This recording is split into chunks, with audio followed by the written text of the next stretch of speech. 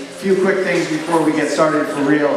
First of all, you have on your seat, you had green and red flags. If you could take a second to please unravel those or untie those, depending on how much we got a hold of those. Yeah, so many people registered. We had a few people that had green and red napkins. If you're here early, you can grab the flag if you prefer, but napkins work as well. The way this is going to work is that our guest speakers and Janice and other people may ask questions to simulate a real town hall where LoBiondo would be here and be able to ask him questions. Since he is not joining us this evening, despite being invited, we will have the audience answer these questions instead. So it may be things like, do we want the Congress to repeal the American Affordable Care Act? And then you can red if you disagree. If it's an agree, please wave the green flag. We're going to practice this right now. Assembled people here tonight, are you from Representative LoBiondo's district? Yes or no? Another question, and this one's my favorite because I'm still waiting for my check, is all Republicans say that we are paid protesters. Are any of you here tonight paid protesters? Alright, somebody out here is getting paid, so see him for your check later. We're going to start here with my co-organizer, Janice Roots, who could sell bottled water to any fish in the ocean. I don't know how she does the things that she does, but she has done a tremendous amount of work to put this together for all of us tonight, and we're going to turn it over to her. Good evening, everybody! All right. So I am Janice Roots, and I am from Salem, New Jersey, and I'm so thankful that you all came out to what I consider God's country. Look at this place. Isn't it beautiful? Isn't it beautiful? So welcome to the Inn at Salem Country Club in Salem, New Jersey. And again, I thank you for coming. And we are now going to get our town hall started. As far as I'm concerned, it's about resisting the Trump agenda. Plain and simple. We are going to meet with our illustrious leader, aka Congressman LoBiondo, and red flag. We will be very respectful. But the purpose of us being here today is to hold our congressman accountable. That's what we're going to do. How many people are from Cumberland County? Very nice. Cumberland County. All right. Anybody from Salem County? Woo! Ocean County? Burlington County? Camden County.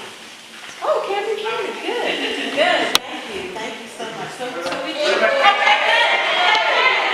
I'm sorry. Cape May County. There's a party in Cape May County. Oh, Gloucester County.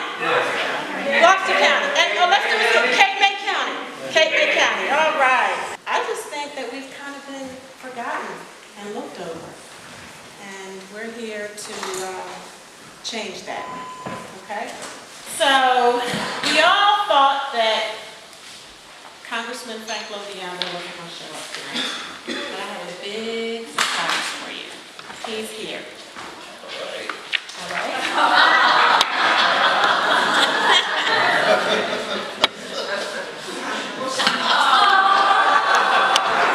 He worked for more than 26 years at his family-owned and operated trucking company.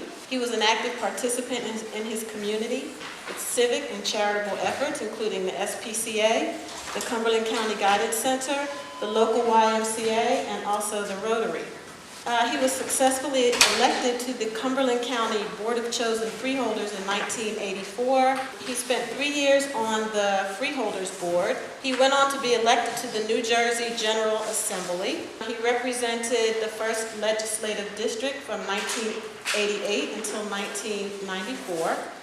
And then in November of 1994, Frank won the election to the U.S. House of Representatives, serving constituents from New Jersey in the 2nd Congressional District to this day.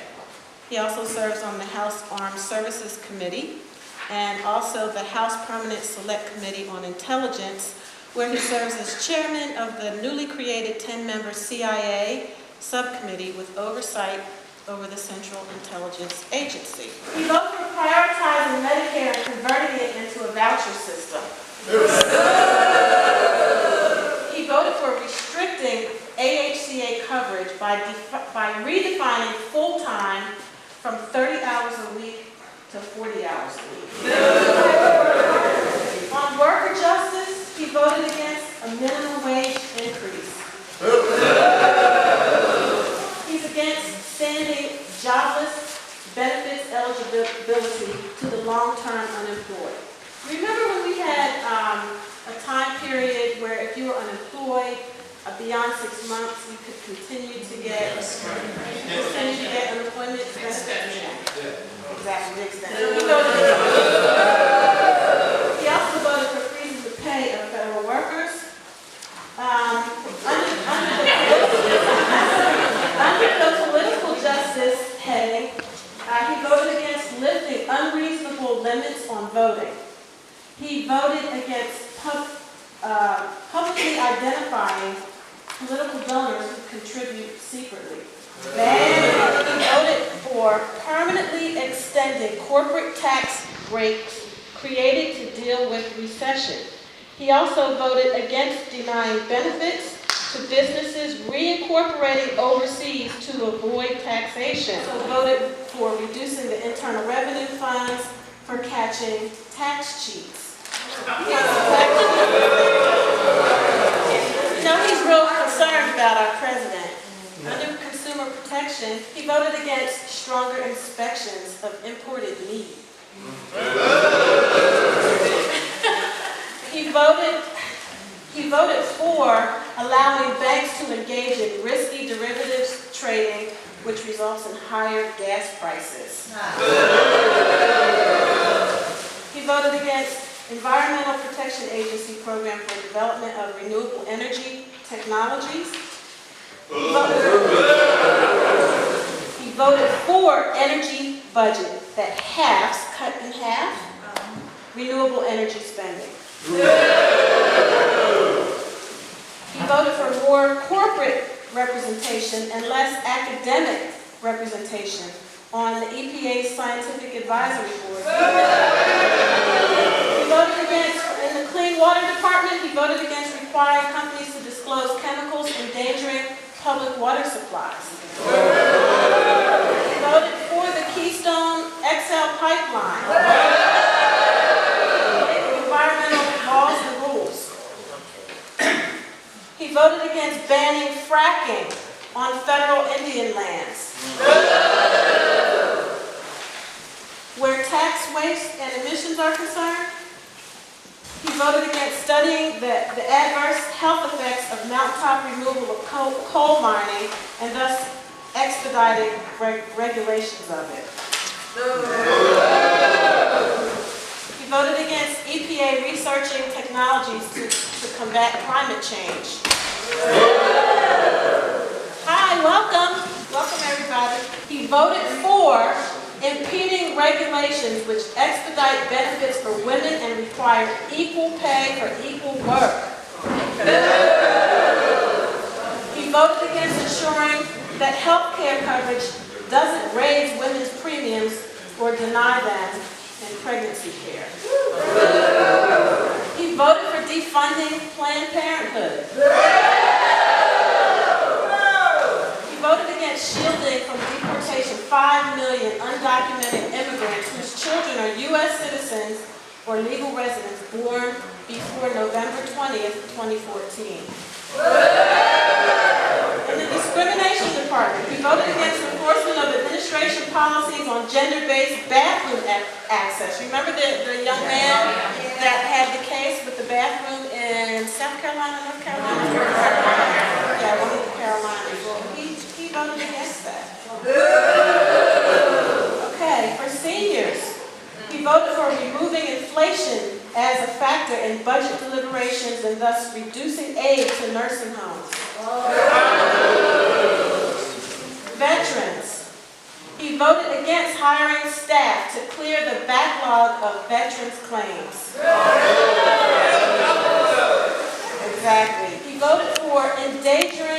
veterans' benefits by calling for the elimination of inflation as a factor in budget deliberations. He also voted against considering legislation to ban guns and explosives to people on the FBI terror watch list. Okay, in the education department, he voted for weakening federal support of public school education. He voted for variable interest rates on student loans. He voted against refinancing of student loans. He voted against the requirement that banks which make student loans must disclose the amounts and types of brokerage fees, as well as the cumulative cost over 10 to 20 years. So banks are going to disclose this information. But kids not. Is there a reason we agree on? So that is our congressman's bio. I just wanted to share that information with you because I hear a lot of people talking about how wonderful Congressman LoBiondo, oh, he's so wonderful to the veterans and he's wonderful to the police officers, but he hasn't been wonderful to my community. He hasn't been wonderful to me, and I'm gathering he hasn't been so wonderful to you guys sitting out there. So we're going to move on with our program, and we have a few speakers for you this evening. We're going to go through the speakers, we'll have a chance to ask a few questions, and then we're going to have an icebreaker game. We're going to play Who Wants to Be a Congressman in 2018? Thank you all so much for your time this evening. My name is Richie Elwell, and I'm the Executive Vice President for Business Services and Operations at Complete Care Health Network, a federally qualified community health center serving Cape May, Cumberland, and Gloucester County. Just an idea of the scope of Complete Care, last year we served almost 60,000 patients for over 225,000 visits for medical, dental, and behavioral health care. First and foremost, Congressman, we'd like to thank you for your continued support of community health centers like Complete Care over the years. We appreciate it very much, and we know that we can continue to count on you as an ally as we make our way through this uncertain healthcare landscape. That being said, we do want to talk about a few issues we're facing as community health centers and ask for your help. As some people may know, and most people don't, health centers are facing a 70% funding cut as of the end of September of this year. So we're asking for that funding to be continued. This will not only keep our centers from facing that 70% reduction in funding, but it will also help avoid the closure of 2,800 centers, the termination of 51,000 jobs, and the loss of vital access to health care for more than 9 million patients nationwide. We also ask that you push the House to take action to extend this fund for at least 5 years so that community health centers are able to maintain services and recruit and retain staff and resources for the future without fear of another funding cliff. Finally, we would like to ask that you work with other members of Congress to ensure that community health centers remain a vital and stable resource for patients by providing them with the best possible providers. This can be done through the renewal of funding for the National Health Service Corps, which provides scholarships and loan repayments to thousands of clinicians each year. Also by investing in the teaching health centers with the funding necessary to preserve current program and to put the teaching health center model on a path to long-term sustainability and growth. Again, we're very appreciative for everyone's time and for the Congressman's past and future support of Complete Care Health Network and the other community health centers across the country. Thank you for the time this evening. And I guess my question would be, are we thankful for the Congressman's current and future support of community health centers? Yes. Can you clarify your comments about what will be happening to the community, potentially happening to the community health centers in this coming September, please? So as part of the Affordable Care Act, there are additional dollars built in for community health centers with the idea that we are here to serve everyone, right? We serve people with plans from the Cadillac plan of insurances to folks who have absolutely no coverage and no ability to pay. So what's going to happen in the fall is these funds will expire if they aren't revoted on and reapproved and reauthorized by Congress. Is there a bill number at this point for that bill? I mean, has it even been put forward in Not that I know of. legislation? So we need to call about that. We would definitely request to be called for that. Could you make a distinguish between single payer under the Medicare system as opposed to socialized medicine under a single payer? What the single payer system does is it eliminates a huge part of the administrative bureaucracy of healthcare because, as you said, you can get rid of billing departments, all the multiple payers, you have to know what plan you're on. In this case, everyone would be on the same plan, so if you go to a hospital would know you're on the same plan. So you eliminate about 20 to 25% of what we now spend on healthcare. It wouldn't reduce costs necessarily because it would use that money, the savings, to cover all the people that don't have insurance now. There's about, even under the ACA, there's about, I don't know, 20-some% of the country that doesn't have health insurance. So we cover all of them, but we use the savings to do it. So it kind of balances out, but it really simplifies things, and that's why the system works so well. We've been excited to see the ways that the community has been coming together and seeking out how they can support their immigrant neighbors and friends. We're encouraged by this and seek to be a resource and to provide support for coordinating this work. The situation confronted by our immigrant community is a precarious one. While it is difficult to know exactly the population that is impacted, we estimate that there are more than 80,000 Latin American immigrants alone in southern New Jersey. And a study that Kata did many years ago found that upwards of 75% of these folks are undocumented. There are a number of industries in our region dependent on their immigrant workforce: agriculture, landscaping, and plant nurseries, and the repacking of fruits and vegetables from all over the world. Sign in the back, guys. Just green for her sign, please.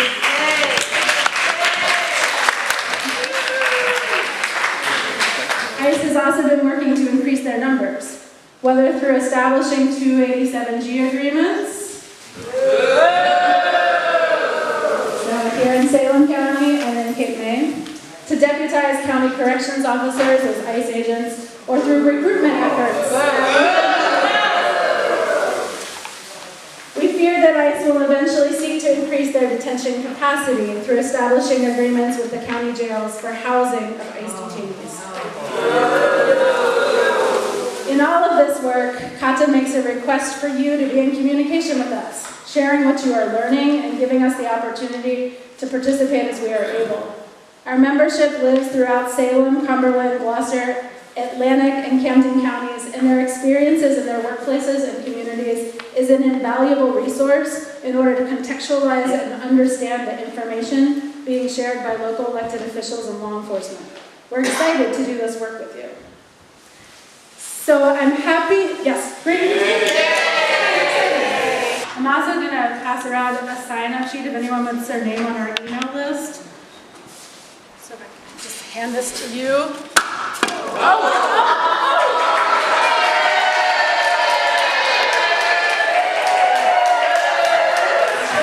Really appreciate you coming.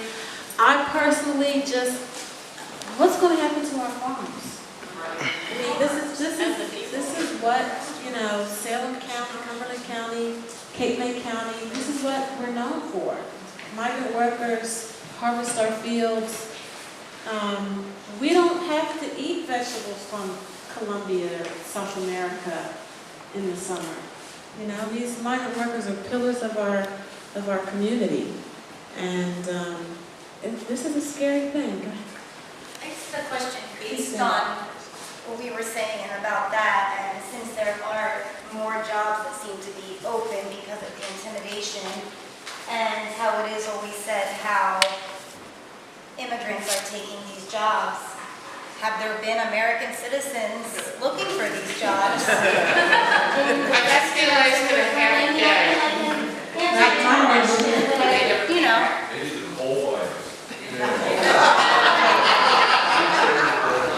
I mean, by and large, these are jobs that we don't want. I mean, I don't know if anybody applying for these jobs. Maybe you do, but I don't. Does anybody out here have any friends applying to pick blueberries? I mean, that's just the sign of the time. That's just where we are. So we need these people. We need these people in our community. Anybody else have any questions about the Farm Workers Support Committee? Sure. Well, just a comment. I was driving around today. Everybody's talking about them picking, but actually I was watching them planting. Sure. And they were actually, there was the fields out at, down in Fairfield Township. Sure. They plant them were first. and I was back home and there was a bunch of guys building a roof right across the street from my house, and I couldn't understand what they were saying. I was trying to listen to their Spanish, but I mean, they're doing things all in our communities, and they're important. And I can imagine what the economic consequences will be when you pull all those resources out. It's unfortunate that they're not able to benefit from contributing to the Social Security and those social benefits. So what will be the impact, or you think about what the impact will be when their contributions are taken away? We're going to have to pick up slack, even though in some respects it's exploitative anyway, because they're paying into something they'll never get a benefit from. So it's a kind of a sad catch-22 for them and for us as well. Anybody else? I just have one comment too. In addition to them picking our vegetables, which we all feel is very important, and they'll do those jobs, they're also members of our community. They have businesses. Their children go to school with our children, our grandchildren. They're humans. They go to our parishes and our churches. They have feelings just like everybody else. And right now, they are more marginalized than ever and more frightened. So I think it's really important. If anybody wants to know how to fight the powers that be, My family were farm workers. And it was not just my father, but his sister, his cousins. Every year, they were out there working on the farms. They would take the bus from Camden and head out to the farms, and that's how they would make a living for the summer. So, this is a place to start. And if people are willing to do this kind of work and we don't welcome them to our community, what does that say for the basics of how we develop as a civilization? We're going backwards. What I'm going to do now is I'm going to ask the congressman a question.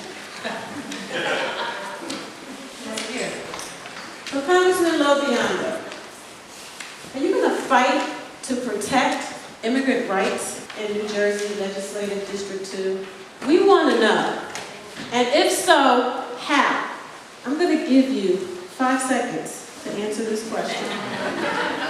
If you don't answer the question in 5 seconds, we're going to ask the audience. Let me ask that question one more time. Are you going to fight to protect immigrant rights in New Jersey Legislative District 2? If so, how? 1, 2, 3. Bring it on. 4, 5. Okay, we're going to ask the audience because you don't seem to know the answer to that. So, does somebody want to stand up and help this congressman out with an idea or an action or what we want to do to suggest to him to protect the rights of the immigrant? How about you? I would like to suggest to the congressman that we are all the people, all of us, we stand together. There's no them. There is no them that needs health care or support for their work or insurance. We're all together. And can you speak on your desire to divide us so that we pick in on some community that we then attempt to diminish, which seems to be your position. Thank you. Yeah. I'm sorry, what is your name and where are you from? John, Greenwich, John Pease, Greenwich. And what county is that? Cumberland County. Cumberland County. Thank you, John. And for that answer, for that suggestion, you get a prize.